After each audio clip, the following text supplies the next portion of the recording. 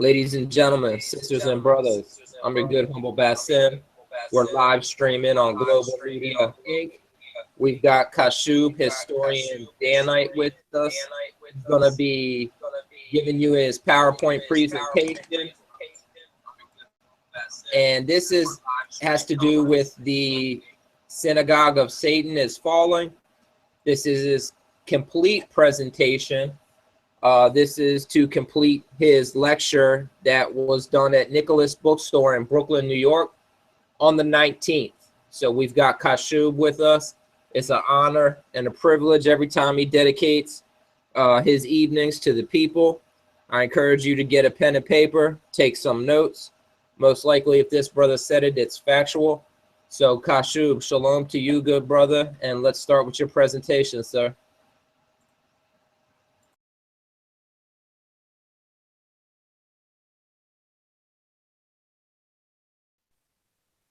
Shalom, shalom. Can I be heard?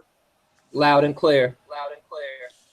All right, let me know if anything goes on with the sound. Giving honor and praise unto the Creator and the Maker of heaven and earth, the Most High Power.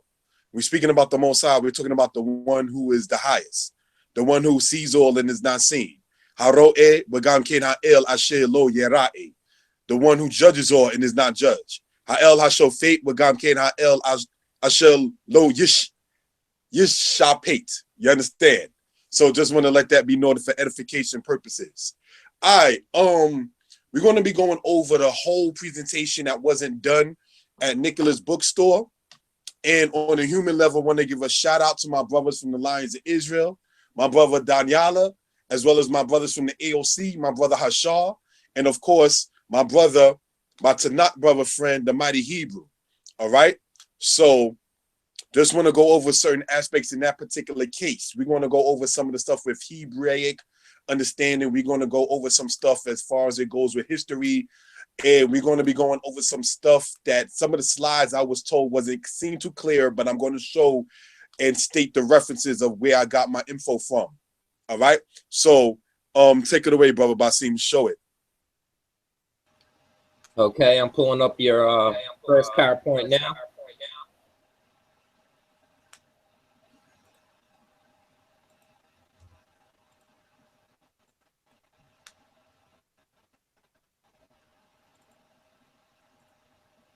All right, what we're looking at right here is Genesis chapter 32, verse 28 and 29.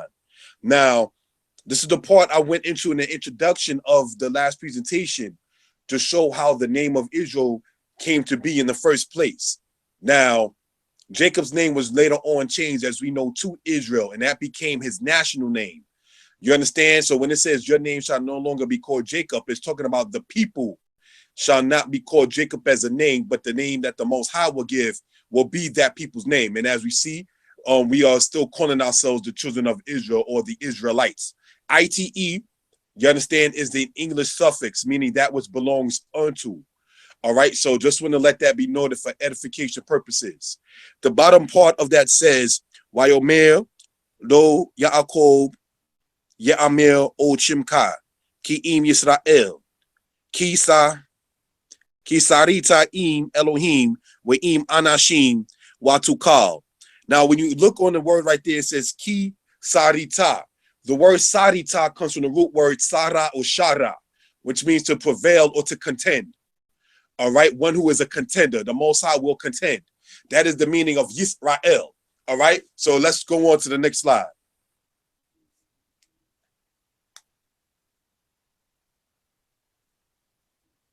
Now, this right here says Israel. Israel said as Yisrael. From the root word Sarah, the Hebrew lexicon by Davidson, page 739, or Ben Yehuda Hebrew Dictionary on the Hebrew side, page 305. Israel is a compound word, Yisrael from Yisra, the third person masculine singular. Now, I want to sit there and take the time, if we will, for edification purposes and show something, all right? This, brothers and sisters, is the book that I was referring to, all right? When I speak about the Ben Yehuda Dictionary, this is what I'm talking about right here, all right? So this is available on Amazon and everything of that sort. All right, brother, go on to the next slide. Thanks.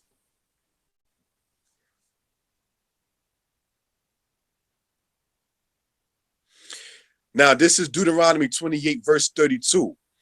Now, on the top part of it, we must remember Hebrew is read from right to left. It says, Baneka ub noterka, thy sons and thy daughters. Netunim la'am akir, wa eneka ro'ot, wa karot aleihem. Aleihem means in concerning them or upon them or to them. Kal hayom, meaning all day. Wa ain la'el le'yaderka, meaning that there shall be no might, no strength, no power in your hand.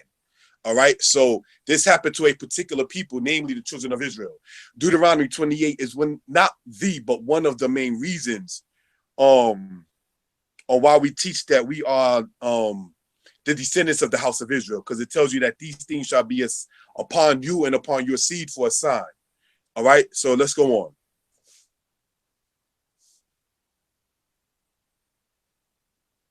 Now, this right here is referred to as the Danite steel. In the presentation, I went over this in particular aspect so that way it could be noted and understood what we were speaking on. All right. This was found in the year 1994 and is dated to the era of the 9th century BCE, speaking about the war that happened between the Israelites and the Arameans. All right. So go on.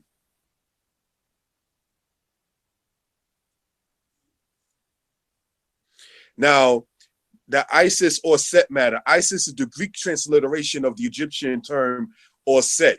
Merneptah Amenhotep. Merneptah was the king during the 19th dynasty, all right, which was its own independent to a great extent dynasty. It wasn't really concurrent with another one. And the name after that is Amenhotep. Speaking of Amenhotep III, because the thing that they refer to as the Merneptah stela was actually written by Merneptah, but it was written by him on the opposite side of the same stela that Amenhotep III wrote on.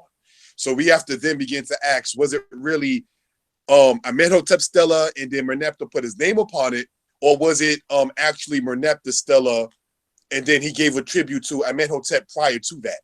You understand? So that was some of the stuff that some scholars actually still sit there and debate upon. Now, if we look at it, the point of me going over that particular case is because it speaks on looking at it from the Israel, the foreign people is subdued. And if you look on where the block is over on the left-hand side, you see the Egyptian term or Set. All right. So there is no Isis inside of any Egyptian writing. All right. Because when you look at it, what they call the one flaxen reed, that is the Egyptian equivalent for the letter I. And when you look at what they call or Set, which the Greeks later on called Isis or East, there was no I written inside of its original form in Egyptian. All right. So there's no way in the world that Israel came from Isis, Ra, and El. All right. So also El is not even of an Egyptian god. That's not even a concept of the ancient Egyptians. All right. So let's go on.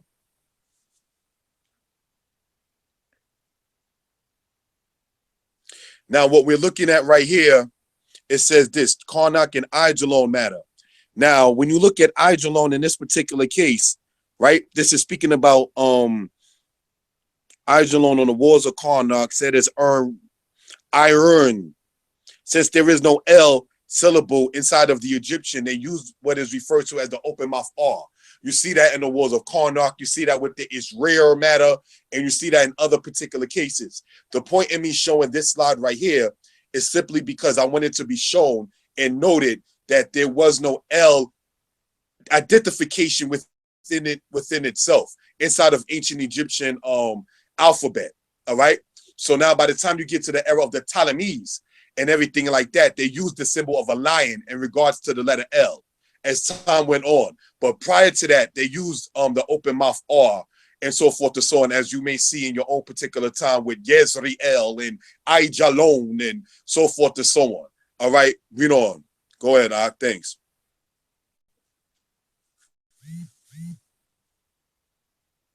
Now, the next thing we're going to be seeing right here is what the Alex, a white guy, shown homage. Now, when it speaks about this particular dude being shown homage, Alexander ruled in the land of Egypt. You understand what I'm saying? Right before the era of Alexander IV and before another guy that was ruling in between that era. We're speaking about what they call Dynasty 32. All right? Alexander, then a guy named Philip, and then Alexander IV winded up ruling in that particular case. Now, after that, you had the era of the Ptolemies. The Ptolemies were shown homage inside of the land of Egypt for historical reasons and historical purposes. What is referred to as the Rosetta Stone was actually a tribute that was given in honor and in recognition of Ptolemy V. Ptolemy V, you understand, ruled in the land of Egypt during the era of the Ptolemies. All right. So this Rosetta Stone is what they used when they said they had the Demotic, hieroglyph, and Greek on it, and they used that slab of stone to sit there and say that's how they're able to translate and transliterate ancient Egyptian. Some scholars later on stated all of it wasn't translated, the Metuneta. Some people stated that it was translated. So the House of Israel basically let them decide whether it was translated or not, and we just keep doing what we do.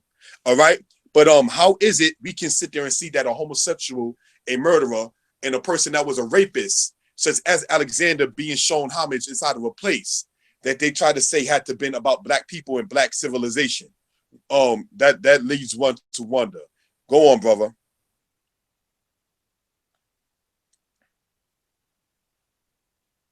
Next, we see here Asiatic captives in Egypt. All right. Now, what you're seeing right here with the black background, I got that from a book called Atlas of Ancient Egypt by Baines and Malek. And then this right here on the other side, the left-hand side, you can gain by looking at that, by looking at Asiatic captives in Egypt and the wars of Karnak. And you will see this particular image in that particular aspect. All right. One is dated to the era of the Middle Kingdom of Egypt. The one on the left, on the other hand, is dated to the era of what they call the Dynasty 22. All right. So I just want this to be noted and understood. It's amazing that they try to say that is the peak, you may say, of civilization, but yet America, which favors ancient Egypt, doesn't even have their peak of their quote unquote civilization till they had slaves themselves. All right. So we can see who copied what. Let's go on, brother.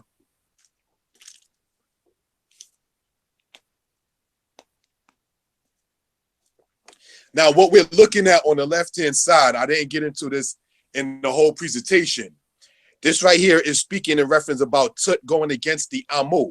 All right. This particular form of the Amu meaning Asiatics. These particular form that is talking about is in regards to the people called the Khor, Khor. You can look that up in your own time. And that's referred to in the biblical term as the people of Aram, or this ancient Syrian. Syria is a Greek term for Aram. Aram is the biblical term for what the Egyptians call Khor. All right, Khor, that's the Egyptian term for them. The biblical name for the same people is Aram. The Greek term for the same people is Syria. So Syria, Khor, and Aram is all speaking of the same people. All right, so that's something to be noted for edification purposes. And then on the right-hand side, what we're looking at is an aspect of Ramses laying hold and grasp of an Asiatic, a Libyan, and an Ethiopian or Nubian body here, means an aspect of saying slaying their enemies. But this is supposed to be civilization. Now, you want to speak about mythology, as some people try to sit there and talk about. You can sit there and look at the fact, how in the world is it that you have it on the left-hand side where a man is on a chariot and all these enemies that you see over to his right-hand side or directly in front of him, supposedly, or just, oh, I just can't help but being defeated. That's embellishment. You understand? But they try to sit there and use their type of things to come against the house of Israel. Let's go on, brother.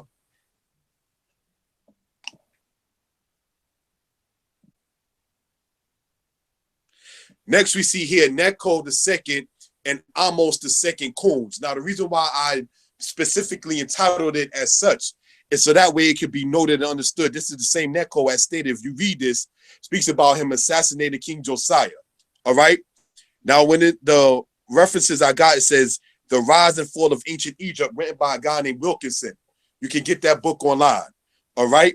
Bible Dictionary, Grant and Rowley, page 233.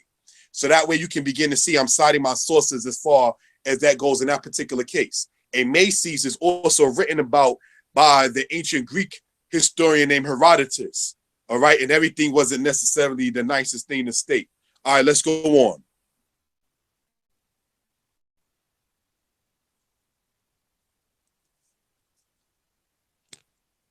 Now, what we're looking at right here You can actually get this off of Google Images, and it'll give you notes about this as well, where it says, really. This is on the left-hand side, Den, of Dynasty 4 slain an Asiatic or a captive, all right? And then on the right-hand side, we see Namir's palette. This is what they basically say is how they know who Namir is in the first place. When you go into a book entitled Oxford History of Ancient Egypt, edited by Ian Shaw, S-H-A-W is the last name of that author who edited that particular book. This is what they use to show who Namir was in the first place. This man's memory is noted for slaying somebody. Now, what civilization or what culture in the world prides themselves and show themselves killing other people as a sport or in reference with war outside of what we're able to show in ancient Egypt and also what you're able to show in America? When you go into, let's say, not trying to be nitpicky, let's just pick a place, 34th Street or wherever like that in Manhattan, and go into the magazine section or go into the book department. When they speak about America, they always talk about American wars. They were about the Civil War, the Revolutionary War, the Spanish-American War, the Indian-American War, the Indian-French War. They always talking about something in regards to war and how they slaying somebody else and taking something after they slew their enemies. They memorialize plundering the people. And so did they do the same in ancient Egypt, as we can see right here. Let's go on, brother.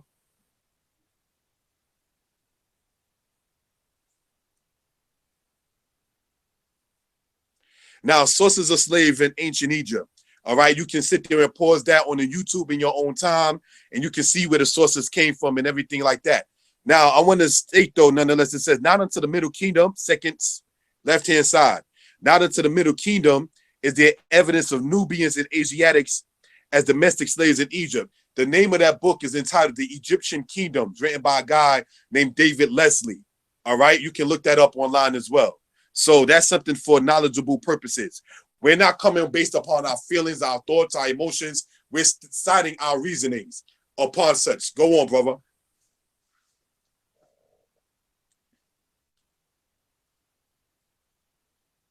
Now, this is referred to as the Brooklyn Papyrus. All right. Now, or more properly, the Brooklyn Papyrus 35.1446. When you go into a book edited by James Pritchard on page 88, volume 2, he gives the translation for this particular aspect where it speaks about they having Hebraic names or Hebrew names who were servants / slaves inside of the land of Egypt. The word for slave in that particular papyrus is said as Kemnu, spelled in the English letters as Khemnu. Once again, Kemnu, Khemnu, not to be confused with the Egyptian god Kemu, but rather said as Kemnu. All right, let's go on, brother.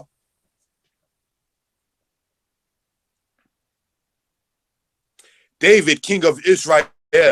Now, this is speaking about in reference to what happened with the Amarna records, speaking about the Kabiru or the Hebrews being a social disruptors. Because if you understand that during that particular time, you can read about Abdi Heba that happened during that era. You can read about Labaya. Labaya is Saul, written within that particular record and what happened between them during that particular war. Because from the time of era of Joshua, of ancient Israel, until the era of King David, there was war between Israel and those other nations. So the Kabiru or the Hebrews were part of, but not only the Hebrews that were in that vicinity. All right, so let's go on.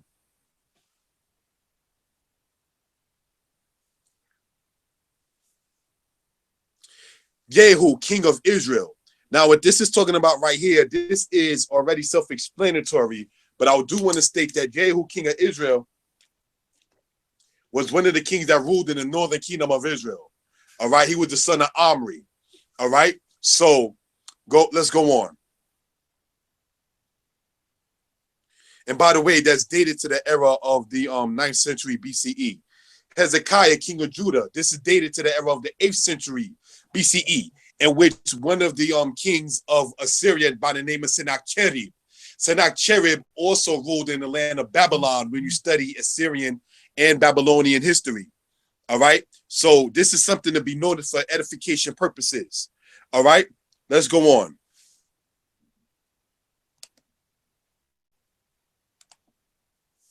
Uzziah, king of Judah. We went over this in depth during the presentation. Let's go on.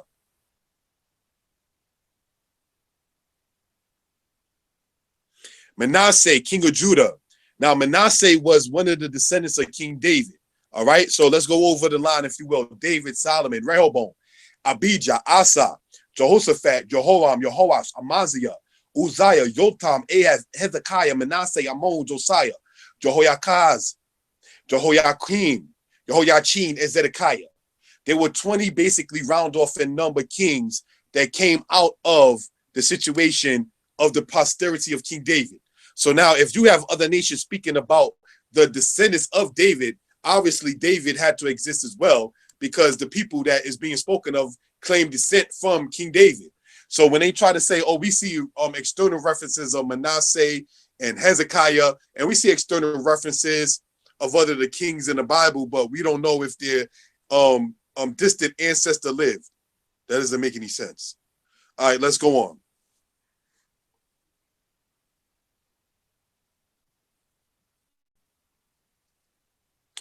Now, this right here, giving a shout out on a human level to my beloved brother Mala'ak from the camp AOC. He's the one who put me on. He's the one who put me on into this particular aspect. All right, so let's go on. Be heard and seen.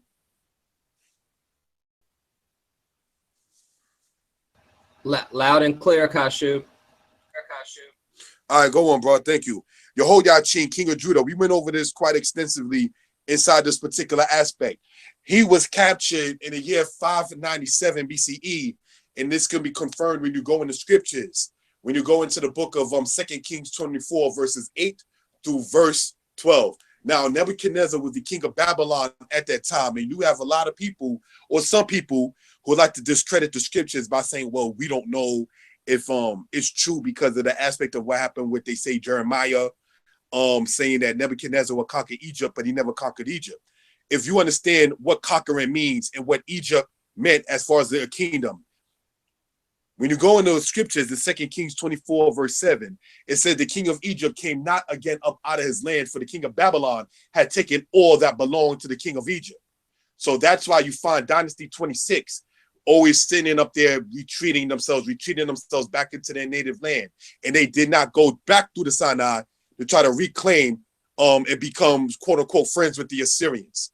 All right. So the scriptures was not lying when it sat there and said that the king of Babylon took all that appertained to the king of Egypt, speaking about what appertained to the land of Egypt and conquering, going east of the Sinai. That's what that's talking about. Because ancient Egypt, as we went over with the Var Prospect in the past, had colonies in Asiatic places and Asiatic cities. You understand? This is why you're able to find in Beit Shean, one of those things that they call the Stela of King Seti I. That's how you're able to find scarabs of ancient Egyptian kings written about in Babylon, written about in Syria, written about in different places, because they had their dominance ruling over those other particular places. This is how you find the King Hezekiah scarab with the Ankh on it, even though good and well that King Hezekiah was a king of Judah, because they used that for diplomacy purposes. You understand? So that's something to be noted and understood. All right, so go on.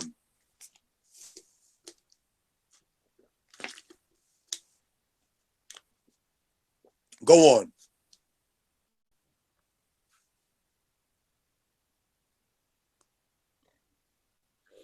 Go on.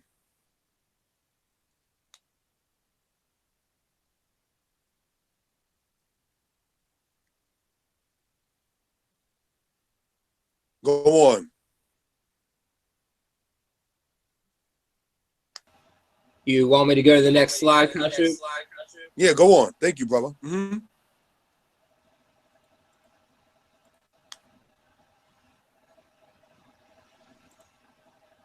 Now, it was good That's actually that one. stayed there, so that way, right? So that way people can sit there and read that and pause it and see what they care to see for themselves. What we're looking at right here is called, as we may see, Ahaz is Bula, B-U-L-L-A. And this is speaking about Ahaz, the son of Jotham. This was written approximately, they're speaking about what they call the 8th century BCE. And archaeologists found this. All right, so let's go on.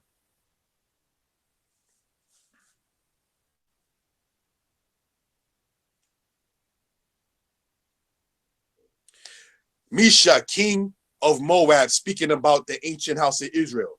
Now, when you go in your own time, there's a secular book entitled Extra Biblical Sources for Hebrew and Jewish History, written by Mercer, Mercer. You can get that book online as well.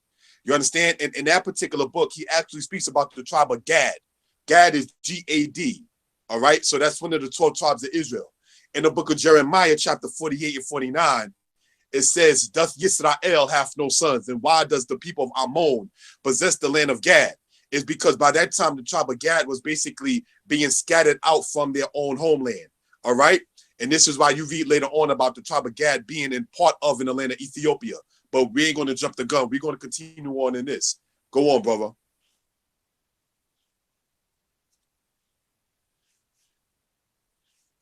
The Murashu aspect. All right. We went over this and I stated the sources from where this actually theme came from. This is dated to the era of what happened during the Persian Empire. The Persian Empire, for those who are interested, started off in this great part in the year 538 or 539 BCE, and it continued until the era of its fall in the era of Darius III in 331 BCE, when they had the Battle of Gaugamela between the people of the Greeks, the Macedonians, that is, and the Persians. All right, so they had the Ipsus battle. Pardon me, they had the Issus battle, and then they also had the Battle of Gaugamela. So I want to state that for edification purposes. All right, you had the Battle of Issus, Issus. That was in the year 333 BCE or 332 BCE, one of those years. Then you had the Battle of Gaugamela that happened also in the year 332 BCE, all right, or 331 BCE. Now the Battle of Ipsus, Ipsus, that happened in regards to after the death of Alexander in the year 301. And that was internal between the Ptolemies, the Seleucids, Cassander, Lysimachus, and the rest of those characters. We're going to keep the language clean. All right, but getting back to the Murashu aspect, what that's talking about is basically Israelites during the era of the Persian Empire that had hegemony to a certain extent as far as being traders. Just because you're not in your own homeland don't mean you got to be a bum. I hope that was heard. Let's move on.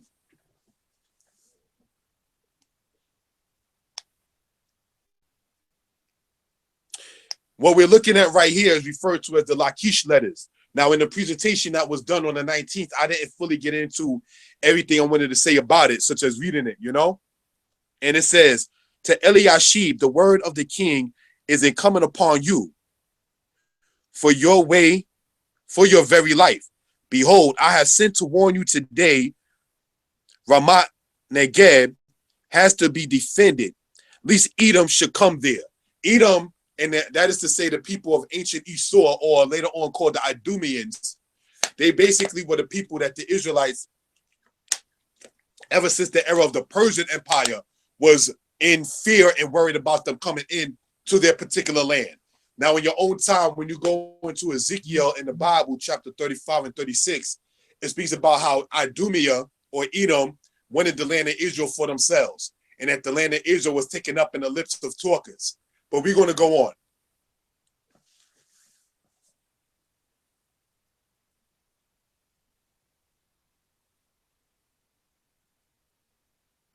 Elephantine matter. When you go into the book Hebrewisms of West Africa, written by Joseph Williams, he gets into this particular aspect. When you go into the book Ancient Near Eastern Texts, edited by James Pritchard, he translates this particular aspect about what it says in the Elephantine matter. To our Lord Begoas. Begoas was the actual ruler set over inside the land of Egypt by the Persian king, Darius. All right. Now, this is speaking about Darius II. All right. It says, to our Lord Begoas, governor of Judah, your servant Yadoniah and his colleagues, the priests that be at the fortress of Elephantine. All right. So we're now speaking about the aspect of Elephantine. We're now speaking about the aspect of what happened in Dynasty 27. Because during the 27th dynasty of Egypt, we know good and well that's when the ancient Persians was ruling inside the land of Egypt. All right. So then after that, their Dynasty 28 and 29, they was doing their own thing. But by the time Dynasty 31 came, ancient Egypt fell again to the Persians. All right. Now, when you go in the book in your own time entitled Vanished Negro Civilizations by J.C. DeGraff, DeGraft, J.C. DeGraff. In his book, as stated, Vanished Negro Civilizations is where I consistently use that quote from by saying the aspect of that the Persians were tyrants. Because when you go in Herodotus, it speaks about the Persians burying people alive. You understand? And then when you go back and cross-reference in reference with the book and everything of that sort, it says that the Persians were happy. Pardon me, that the Egyptians were happy because they got rid of the Persian rule. Let's go on, brother.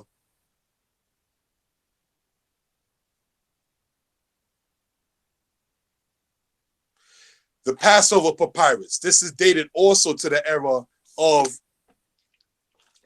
Dynasty 27. All right. It talks about them keeping the Passover, the Feast of Unleavened Bread, also abstaining from leavening from one date unto another date, which means, just like pointed out on Maccabees TV, the celebration that this is talking about is found in the Bible in Leviticus chapter 11 Leviticus 23. So how did the Bible, Osra Kwesi and others, come from the Council of Jamnia when there were people celebrating a biblical observance in Africa, okay, dated to the era of the 5th century BCE? That means it's 400 something BCE. The Septuagint came about after that. The Tyndale's Bible came after that.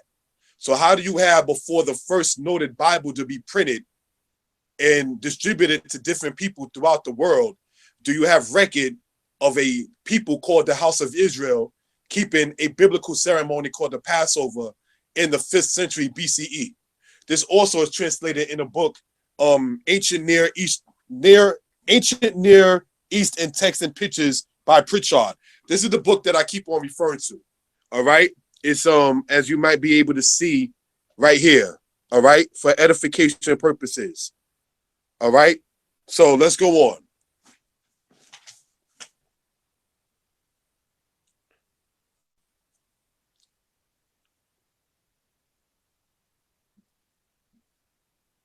Let's go on. We went over that aspect.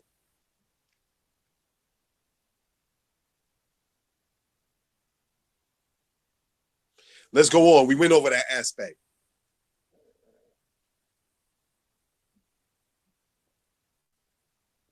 Now, Hebrew and Kabiru. Now, I want to sit there and just have this to be noted, because all of the definitions that you see on the left-hand side, I got from the Random House Dictionary of the English Language, the unabridged edition. All right. So that's where I got those particular definitions from. Now, I want to sit there and show, for edification purposes, if you will. Right.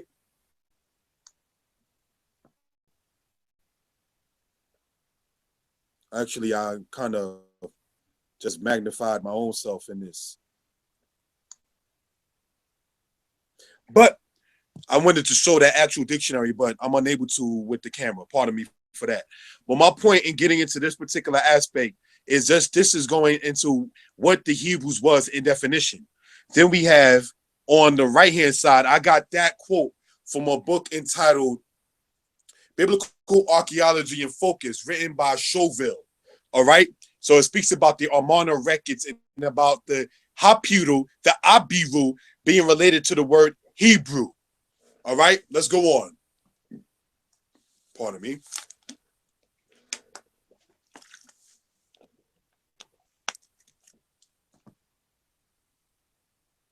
Now, Indo-European languages, we went over that in the side of the presentation.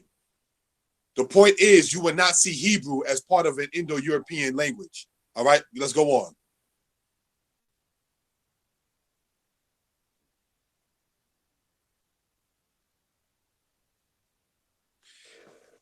Afro-Asiatic languages. When you look over on the list of it, going toward the left-hand side, you have Akkadian, and then branching from that, they have Aramaic and Hebrew, because Aramaic and Hebrew are related. You even have it to where in the Bible, some parts of the Bible is written in Aramaic, like some parts of Daniel and Ezra and some parts of Jeremiah, and so forth and so on. Simeon is the second tribe of the nation of Israel, but the root doesn't come from a Hebrew root word. It comes from an Aramaic root word. The word Shama is actually an Aramaic word, not a Hebrew word. Shama is an Aramaic word meaning to hear or to obey. All right, so the tribe of Simeon or Shimon in Hebrew, actually, as stated, is Aramaic. You understand? Because the Arameans, it makes sense because his mother Leah was an Aramean woman, and she named her son. All right, Leah was an Aramean woman. All right, we're going to show pictures of the Arameans later on. Let's go on, bro. Oh, Hebrew is not a European-based language. That's the point in that. 201 Hebrew verbs written by Abraham Hilkin. In the intro to that book, he stated that the Hebrew verb differs from the Hebrew verb differs from Indo-European languages. The reason why that is because Hebrew is not an Indo-European language. It's not a European language. It's an Afro-Asiatic language. And we already went over the definitions of Afro-Asiatic. All right, bro, let's go on. Thanks, man.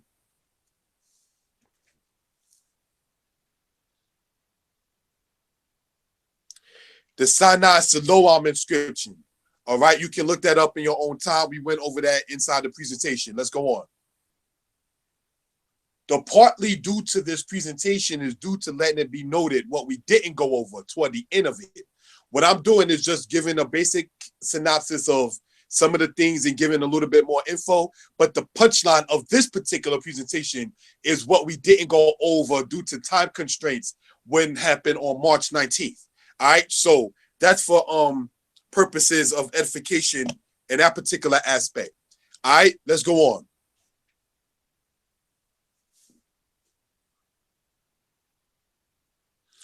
Now here we see Darius I in the palace of Susa and a book written on Babylon. One is the Persian era, and the other one that we're looking at right here is in regards to the Babylonian era.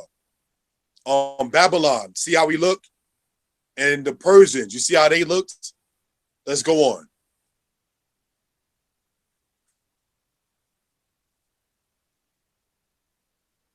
Egyptian and Aramean. Now remember before we said we were going to go over the Aramean people? This is the relatives, distant relatives on how they looked of Leah and Raquel.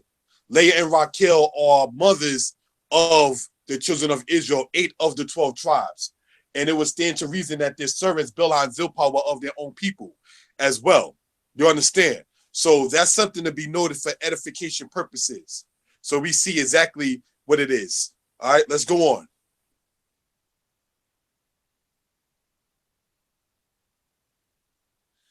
Ethiopia 1 and 2. One is Tahaka, the other one is a dude from Google Images. Let's go on.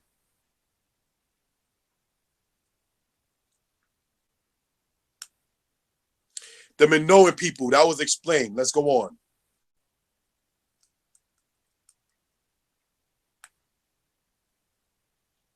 Black Asiatics. Now, what we're looking at right here on the left-hand side is a picture that you can sit there and ascertain by doing your research and everything like that. The Asiatics, ever since the era of ancient Egypt in their Middle Kingdom, were the ones who brought the introduction of the horse and chariot, all right, inside of Egypt. So that's something to be noted for edification purposes, all right? And then we see right here on the right-hand side an Asiatic or an Amuk captive of Ramses III, all right? So as stated, they are showing, if for all of those who say, oh, well, that Hebrew Israelite Kashub, he doesn't know what he's talking about because it's about black power. This is not showing black power. This is showing black dominance over other black people. We got to learn to open our eyes and see what it is. You understand? And how you know it's commercialized and some of the quote unquote scholarly aspects is when they try to sit there and say, well, if you look at it, that must have been when the white man came in and he sat there and he made those pictures sit there and look like that. That means he did a whole lot of changing. And if that's the case, then you need to give me a different new version of Egypt. Because I can go in the Bible and show you the mistranslations. But if you're sitting up there saying that everything that don't make Egypt look good came from the white man in artwork, then you need to sit there and show what is real about Egypt. And remember not to stay biased. Ding ding, that's the issue. All right, let's go on to the next slide, brother. Now, what you're looking at right there, right? Hold on 1 second.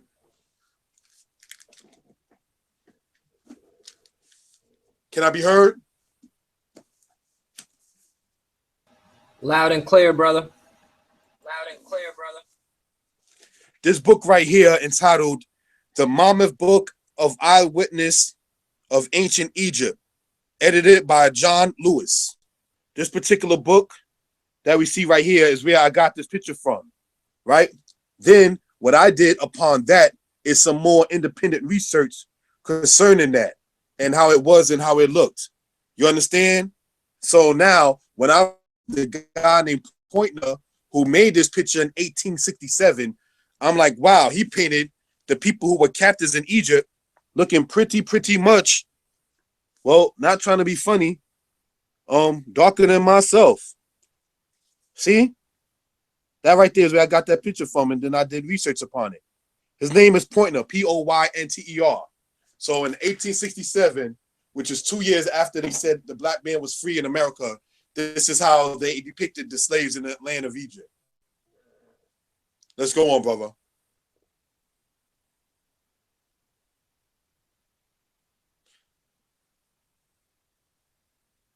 Black Arabs, we went into this when we was discussing it at the lecture. Next, please.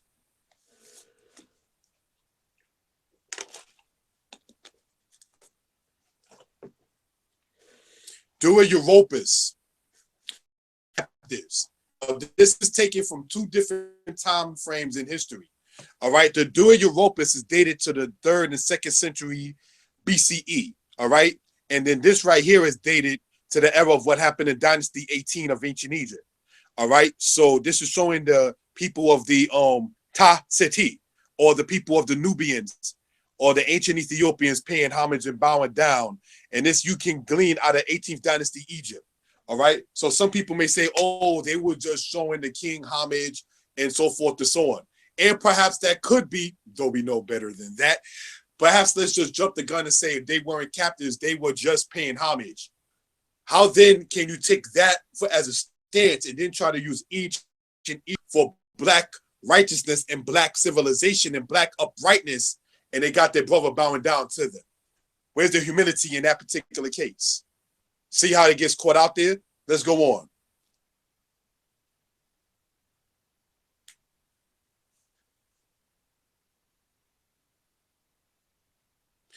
Really? All right, now this right here is the flyer that the brother Yakam had actually sat there and made. All right. It's myself, the brother Hashar, and the brother Danyala. Synagogue of Satan has fallen. And then next to it, we see people portraying themselves. If I remember, I think this was in Brooklyn, New York, where they were sitting up there presenting themselves as Anubis, the god of the dead in ancient Egypt. You got the coffin text, you got the pyramid text, and then you got what they say is the translation of the Book of the Dead. So pyramids were first used in regards to burying the dead. Then you had the coffin text. Coffin implies death. Then the Book of the Dead. So from the Old Kingdom is the pyramid text, and the pyramids were first used as burial chambers before the era of Dynasty 18.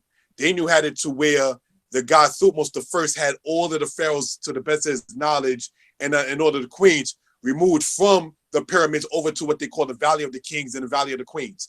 Like America, ancient Egypt had 2 different societies. You know how they say America is not a country, but it's a company?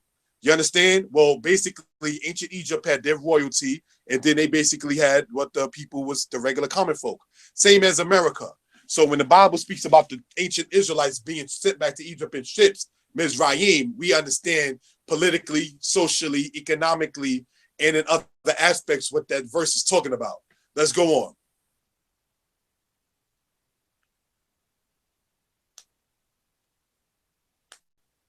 Now, this is in reference to the Facebook scholars. All right, we went over this over and over again. So let's go on, brother.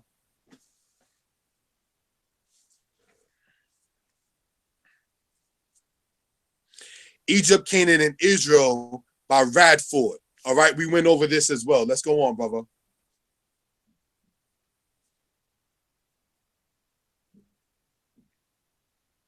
Rogers verse what there is they said for edification purposes.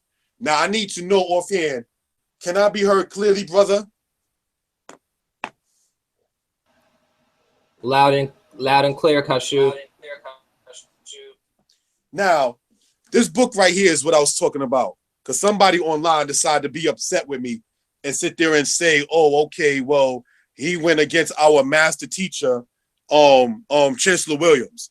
But let me explain something for edification purposes. That's why I'm hoping this is being heard clearly. If you're saying that somebody is a master teacher to you, that means you will have to, by default, show where you was their immediate student.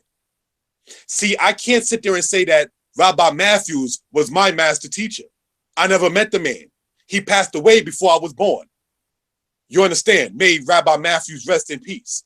I cannot say that Rabbi Yirmiyahu was my master teacher, even though it's understood that he passed away while I was after my birth, but I never met the man. I never sat under him. So if you're saying somebody is your master teacher, you then will have to be able to, some way, shape, form, or fashion, show or say in high confidence that you sat under that person and not just go to the store and patronize something that they wrote back in 1987. See, I hope this is understood about the fallacious nonsense that people want to sit there and present out and so forth and so on. So if you were upset about something that I stated, such as that case. Now I want to go in this book and sit there and show something that was being stated. In this book here on page 337, we went over it in that presentation. We went over it in regards to Maccabees TV. Shout out to my friend Sha'al and the brother Danyala. On this page, he says the Hebrews and the Arabs are both white Semitic peoples. This is on page 337 in case you can't see it right here itself. Right in this particular part right here. They were white Semitic peoples. So when people try to say, well, white was a social status. No, he's trying to be racist or racial, should I say, right? Are both white Semitic peoples and no number of offsprings by non-Hebrews and non-Arabs or adherents to either religion. Arab is not a religion. Our brother Basim is an Arab. That's an ethnicity. That's a root and a legacy to a people. That's not a religion. Islam is the popular religion of the Arabs. But you can't sit there and say that Arab or adherents to either religion. Because the Hebrew is more than just the children of Israel. And there's more than one set of Arabs. So that's why you have to understand and all that get on and see what this continues to say. Right? But the white Jews, parentheses Hebrews, and white Arabs remain exactly what they always were, white. And this is why, and who pretends to not know it, that there is a racial crisis today in Israel, speaking of the land of Israel, between the ruling white Jews and the colored Jews who have migrated there from the above mentioned lands. So let me understand something, Chancellor Williams. He's deceased, so he's resting in peace. So to anybody who is up there saying that, oh, this was your master teacher, if you look at the land of Israel and you look at the Sinai and you look at ancient Egypt, Thutmose went back and forth through there. Ashur-bani-pal went back and forth through there. King Jeroboam went back and forth through there. That wasn't walking distance unless you was just using an animal. So are you telling me in less than a 2 weeks walk, if you're going all the way toward the northern part of the Sinai, sitting up there and explaining to me that ancient Egypt was black and then it became white over the desert, that doesn't make any sense. You understand? So let that be noted for edification purposes. Then, as shown before, you have J.A. Rogers in his book, and this was shown on Maccabees TV, where he stated 100 amazing facts about the Negro, that the characters of the Bible are largely Negroes. So you got one scholar saying that the people in the Bible were black. Then you got another scholar saying that the people in the Bible were white. But then you got the people who they're saying they are the students of this particular master teacher. Some of them saying that the children of Israel in the Bible characters never existed whatsoever. So let's understand something, all right? And I hope this is being heard clear. J.A. Rogers is saying that the people in the Bible were black. Then you got Chancellor Williams. He's saying the people in the Bible were white. Then you got some who state that they are the student of their master teacher, Chancellor Williams, and some of them are saying that the people in the Bible never existed. Now that's what you call a contradiction. So let's go on. See, we're not dealing on emotions and ideologies. I'm showing the references, I'm giving the pages, and so forth and so on. All right. So let's move on. Thank you, my brother.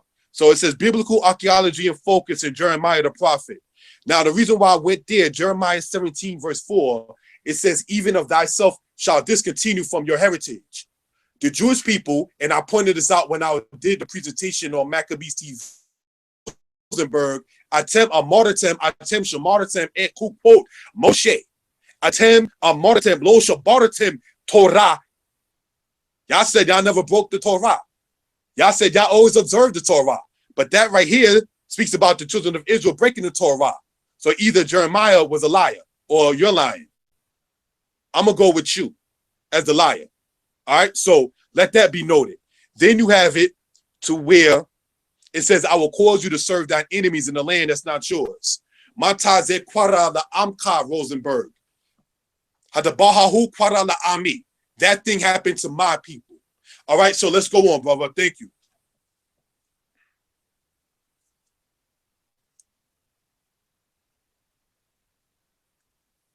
Biblical archaeology. This is talking about the car battles. Some spell it as Qur, some spell it as Kar, but this is talking about what happened with Shalmaneser III, the king of Assyria, in the era of the 9th century BC, and how he mentioned Ahab, the king of ancient Israel.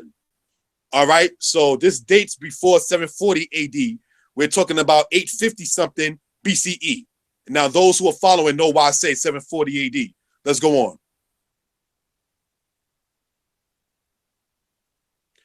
All right, so let's go on.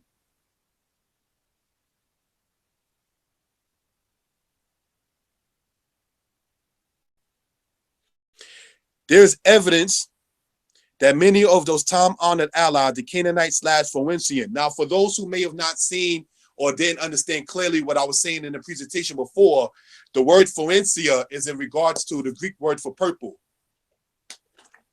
When you go into a book entitled Archaeology by David Down, he gets into that particular aspect, all right, about the definition of the word Phoenicia and why it was called such.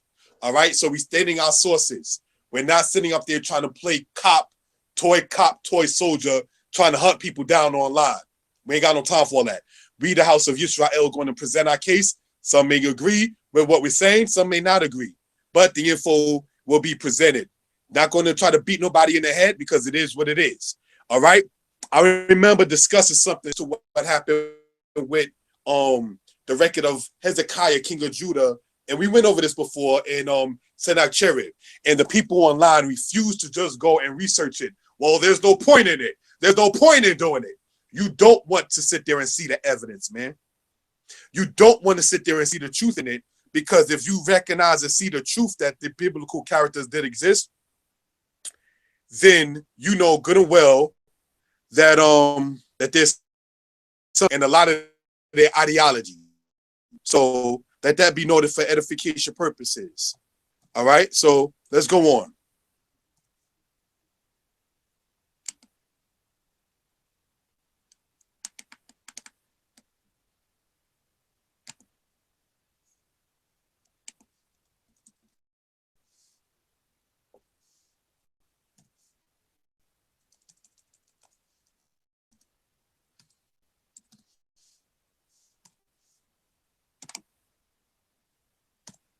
All right. Now, Hebrewism of West Africa. This is speaking in regards to what happened. This is speaking in regards to what happened with the. All right. This is speaking about what happened in regards to the Israelites in part because it wasn't only Israelites that was scattered into what we call Carthage. All right, it was also other Hamitic nations as well. But one of the things to sit there and let that be noted, it says in scriptures indicate that certain tribes of Asher and Zebulun lived in Carthage ever since the founding of the city.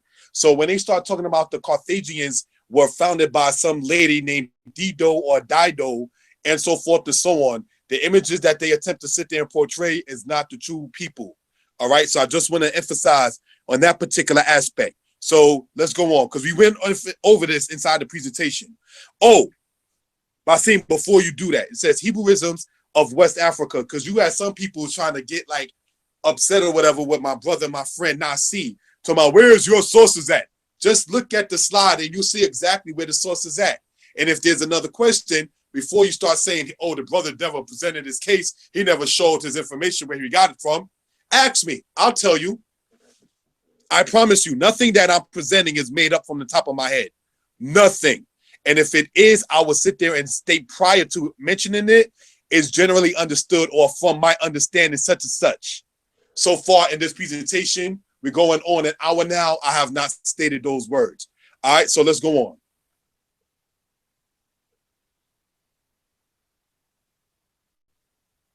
Now, the tribes, meaning the tribes of Israel and the Phoenician. Now, what that's just showing is you got the tribe of Ephraim, the tribe of Zebulun, the tribe of Manasseh, and all of the people that was up there in the north, and the Phoenicia over by where the people of Tyre was. All right, the Tyrian people. All right, they were also partly Canaanite. Read on. Go on. Thank you.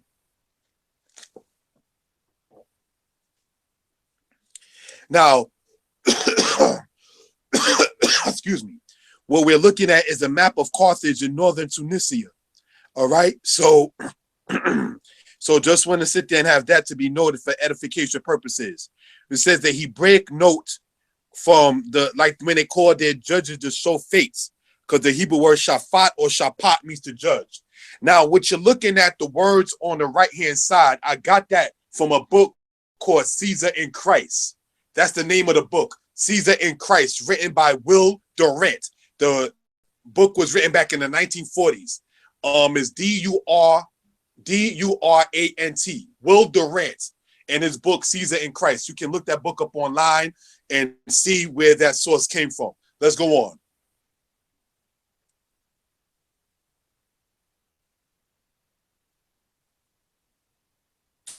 Ezekiel 27. All right, what this right here is talking about is in regards to the people that was being scattered over in business and in trade.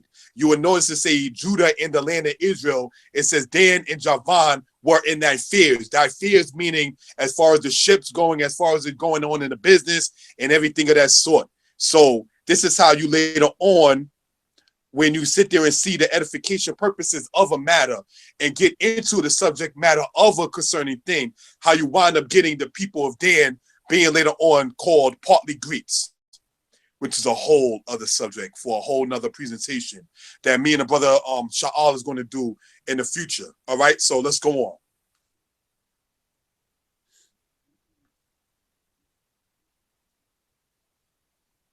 Carthage, according to Durant, this is the same Durant that we spoke of earlier. All right, we went over this inside that presentation. We're going to go on.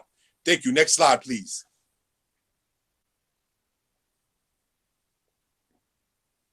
Zephaniah, era of Josiah of Judah. Zephaniah chapter 3 is where this is talking about, where it says from beyond the rivers of Ethiopia. And then it goes on in verse 11, in verse 11, then 13 to 14, speaking in regards to what happened with the people being scattered beyond the rivers of Ethiopia. So let's see where the rivers of Ethiopia are. Let's go on.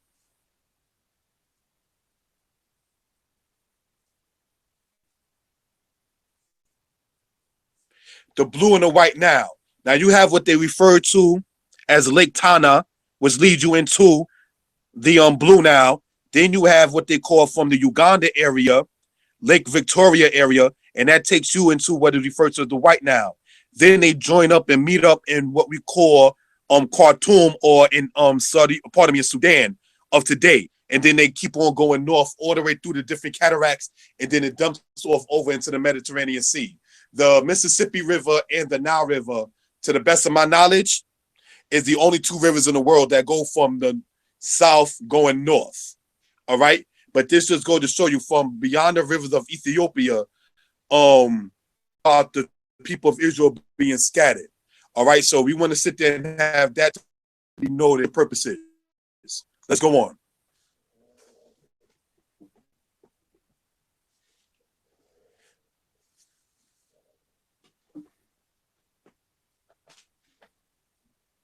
Now, what you're looking at right there, brothers and sisters, is the diaspora of the Hebrews. By Hebrews, I mean in regards to speaking about the children of Israel. I got this map from the book Hebrewisms of West Africa. All right. So I just want that to be noted for edification purposes. All right. You might have noticed something changed. I currently have to charge my phone. So I'm going to do that and then continue once I start to sit there and insert the plug aspect and the adapter aspect into the phone itself. So I have to ask, can this part be excused for the moment? And then I'll just continue when I'm able to do such. Alrighty. Okay. Here we go. Can I be heard? Loud and clear.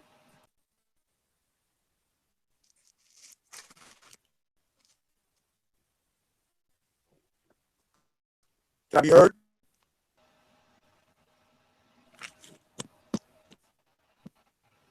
I'm ready if you are, good brother.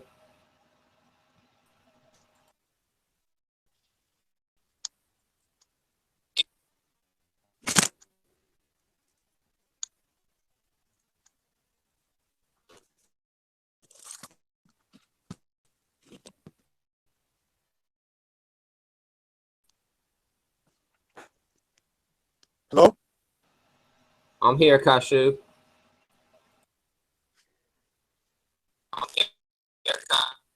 All right, can I be heard, brother? It's a little staticky, but I hear you.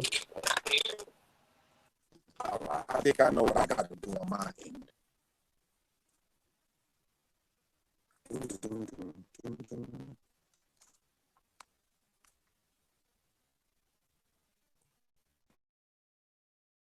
Can I be heard better?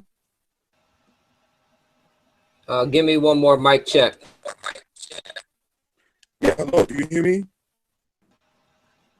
Yeah, it's a little staticky, but we hear you. Okay, okay. Can you go on to the next slide then? No problem.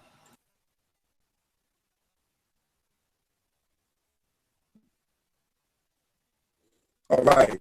Now I need the brother Basim to let me know how can I be heard? Am I being heard pretty well?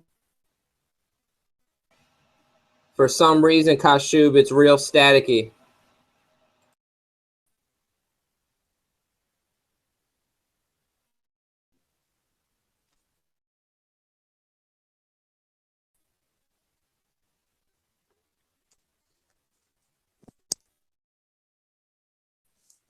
Hello? Yes. Can I be heard? Yes, we hear you. All right. Now, what we're looking at right here, it says in the book of Isaiah, all right? That's talking about in regards to the children of Israel scattered. If you notice, it says what? From Assyria, that's in Asiatic countries, Egypt is in Africa, from Patros, that's south of Egypt, Kush is south of that, Elam, that's in what you call modern day Iran, and from Shinar, that's in modern day Iraq, and from Hamath, that's in going toward the area of Lebanon, and from the islands of the sea. So all those particular lands right there is in what you call Asiatic and African countries. And that's where the children of Israel from the era of Isaiah was already being scattered to. So let that be noted. Let's go on.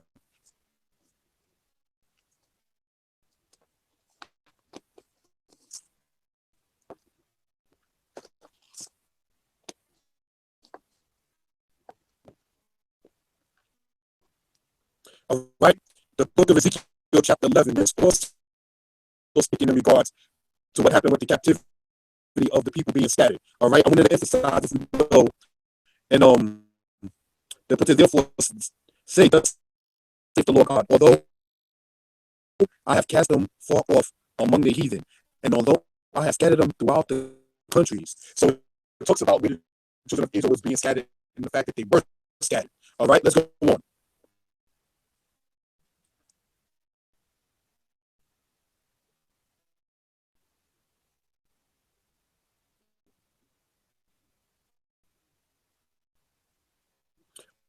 All right, we went over this inside the presentation. This is talking about the children of Israel being scattered according to Philo.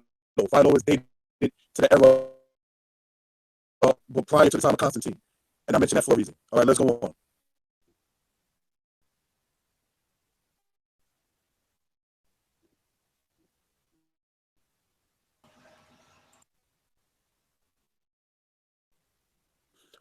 All right, once again, giving enough respect to my teacher, but we went over this inside the presentation, so let's move on. Kashub, some people just hit me Hello? up. Some people just texted me on my cell phone that are watching on YouTube. Your mic's messed up. I was trying to tell you, there's about 10 slides left. Do you want to charge your phone and we can do the last 10 slides and I'll make this all one video? But for some reason, your mic's messed up, kind of like what it was doing on Debate Talk for You a couple months ago. Yeah, hello? You hear me? I hear you, but it's coming out staticky. Huh? Okay. Yeah, we got about 9 slides left. Let's try and continue, even though for some reason it's acting up. I'm not even sure if it's your mic or Google, but there's about 9 slides. Let's go ahead and continue on, good brother. I was just letting you know.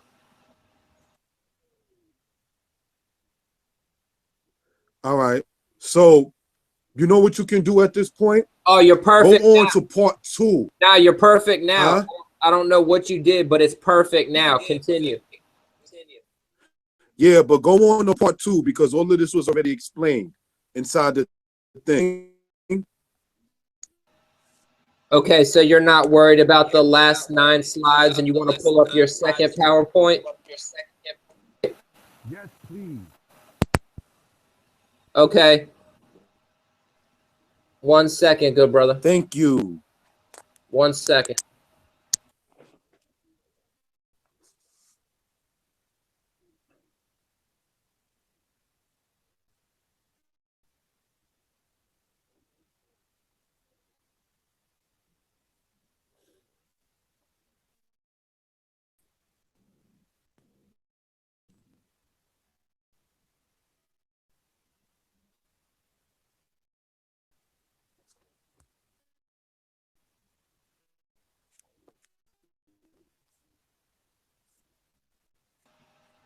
Second Maccabees. This is the first slide of your second PowerPoint.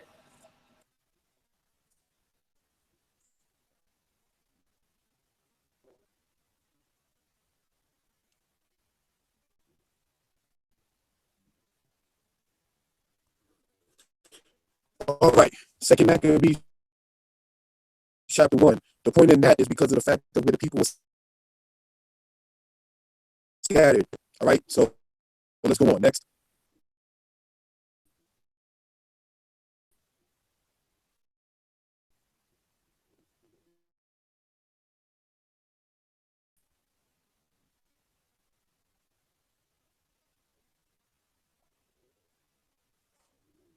Next slide.